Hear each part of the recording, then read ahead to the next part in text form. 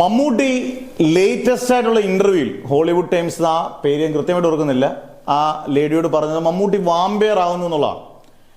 ഇത് മമ്മൂട്ടി തമാശയ്ക്ക് പറഞ്ഞല്ല, മമ്മൂട്ടിയുടെ സിനിമ വരികയാണ് മമ്മൂട്ടി വാമ്പയർ ആയിട്ട്. ഇപ്പൊ നമുക്കറിയാം പ്രമേഹത്തിനകത്തൊക്കെ ചാത്തനായി തകർത്ത മമ്മൂട്ടി രക്തരക്ഷസ് പോലെ രക്തമൊക്കെ ഉള്ള ഇതുമായിട്ട് നല്ല അടിപൊളിയായിരിക്കും, അതിഗംഭീരമായിരിക്കും, ബ്രൂട്ടലായിരിക്കും എന്നൊക്കെ നമുക്ക് പറയാം. തിയേറ്ററിൽ ഒരു രക്ഷയില്ലാത്ത സ്ക്രീൻ പ്രസൻസുമായിട്ട് മമ്മൂട്ടി വരും. ഇത് ഉറപ്പായിട്ടുള്ള കൺഫേംഡ് ആയിട്ടുള്ള പ്രോജക്റ്റ് ആണ്. ചിലപ്പോൾ മമ്മൂട്ടി കമ്പനി തന്നെ ആയിരിക്കും നിർമ്മിക്കുന്നത്.